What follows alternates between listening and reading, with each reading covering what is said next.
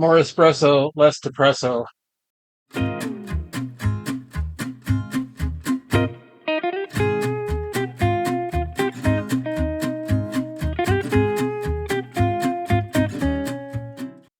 Hello and welcome to Culture Cafe, the week of August 17th. Every week I give a rundown of the literary, film, and music events for that week, except for last week. Last week, my wife and I took a road trip to Boulder, Colorado. I had every intention of posting a new video on August 10th while we were in Boulder, but as you can tell, that didn't work out. We're back now, arriving home at 2 in the morning on August 12th, having decided to drive all the way back in one 15-hour trip. It's good to be back in Madison.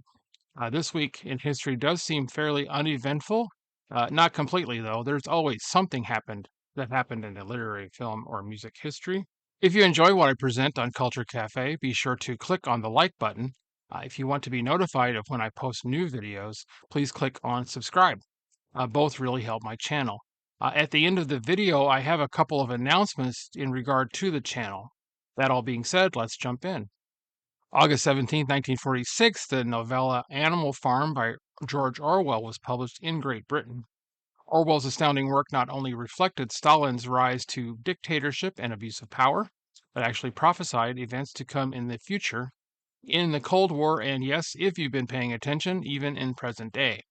It follows the anthropomorphic farm animals of the fictional Manor Farm as they rebel against their human farmer, hoping to create a society where all animals can be equal, free, and happy away from human interventions. However, by the end of the novella, the rebellion is betrayed, and under the dictatorship of a pig named Napoleon, the farm ends up in far worse state than it was before.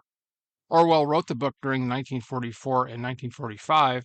Due to the esteem which Great Britain held for Joseph Stalin during World War II, Orwell had difficulties getting Animal Farm published. When it was finally accepted for publication, it became a huge success. Part of this was owing to the cooling of relationships between Great Britain and the Soviet Union with the beginning of the Cold War. Time magazine chose the book as one of the 100 best English language novels from 1923 to 2005. It also featured at number 31 on the Modern Library list of best 20th century novels and number 46 on BBC's The Big Read poll. It won retrospective Hugo Award. Hugo Award is a science fiction award in 1996. It is also included in the Great Books of the Western World. August 17, 1959, Miles Davis released his masterpiece, Kind of Blue, which is a great album, which features such compositions as So What, All Blues, and Blue and Green. Regarded by many as the greatest jazz album of all time, including myself, Kind of Blue found the trumpeter experimenting with his sound and particular modalities, allowing each performer to have a wide berth with their improvisations. Davis led an all-star sextet, which included saxophonists John Coltrane and Cannonball Adderley, pianist Bill Evans, bassist Paul Chambers, and drummer Jimmy Cobb, in addition to Wynton Kelly, who guested on piano for the track Freddie the Freeloader. In addition to reverberating across a range of genres, Kind of Blue also shares the honor, alongside Vince Guaraldi's A Charlie Brown Christmas, of being the best-selling jazz album of all time. August 17, 1979, Monty Python's Life of Brian, directed by Terry Jones, starring Terry Jones, Graham Chapman, Michael Palin, and John Cleese, and funded by George Harrison's Handmade Films, premieres in U.S. theaters. The film tells the story of Brian Cohen, who was also born on the same day as Jesus, but in a different stable. In a case of mistaken identity, Brian is discovered by the three wise men before they found Jesus and announced that he is the Messiah that they have been waiting for. The film was met with heavy criticism from Christians, calling it blasphemous. Okay, sorry, spoilers, but if you haven't seen it, well, you should. One of the most controversial scenes was Brian's crucifixion at the end of the movie. Many Christian groups protested that the scene made light of Jesus' suffering on the cross.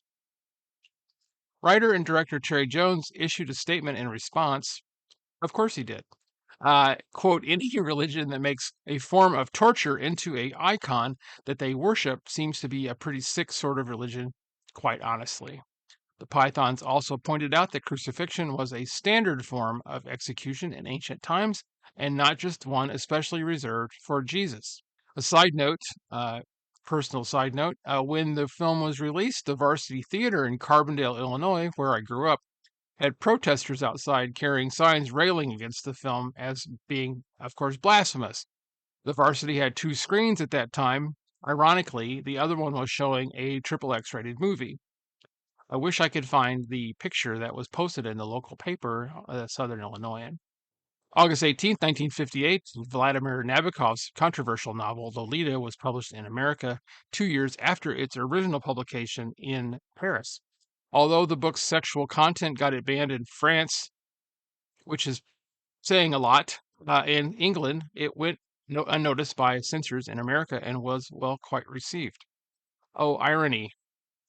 August 19th, 1692, 5 citizens of Salem, Massachusetts were put to death for witchcraft during the Salem witch trials. Martha Carrier, George Jacobs Sr., George Burroughs, John Willard, and John Proctor were condemned on spectral evidence and hanged before an audience of townspeople, inciting a feeling of judgment and fear that ran rampant throughout New England for over a year.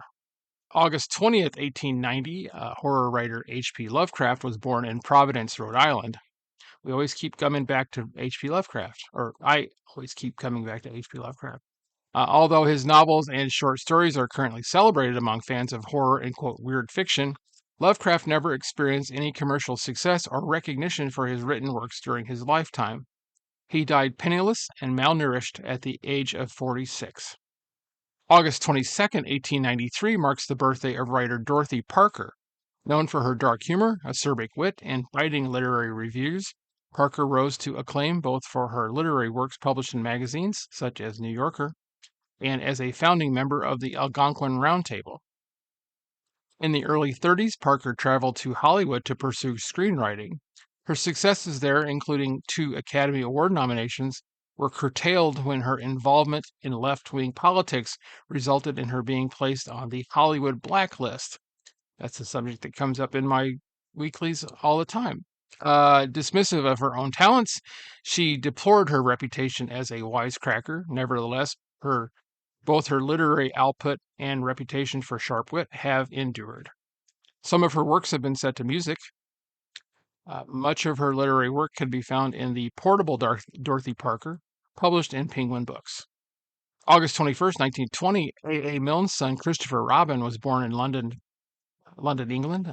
Christopher Robin and the teddy bear he received for his first birthday inspired Milne's beloved Winnie the Pooh characters. August 22nd, 1920, author Ray Bradbury was born in Waukegan, Illinois. Bradbury popularized science fiction and dystopian stories with his classic novel, Fahrenheit 451, and numerous celebrated short stories. He is also the author of the novels Dandelion Wine and Something Wicked This Way Comes.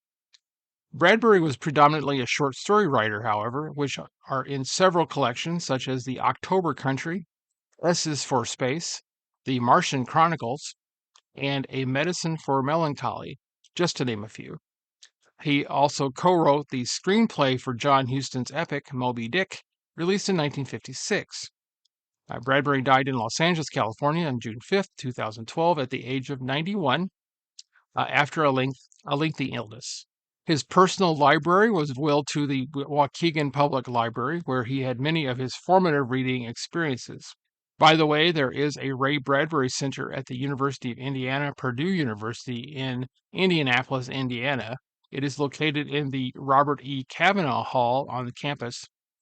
The center is home to more than 100,000 pages of published and unpublished literary works stored in 31 of the author's filing cabinets, 40 years of Ray Bradbury's personal and professional correspondence, which is an additional 10,000 pages, and authors' copies of Ray Bradbury books, including extensive foreign language editions, and his working library, a combined 4,000 volumes.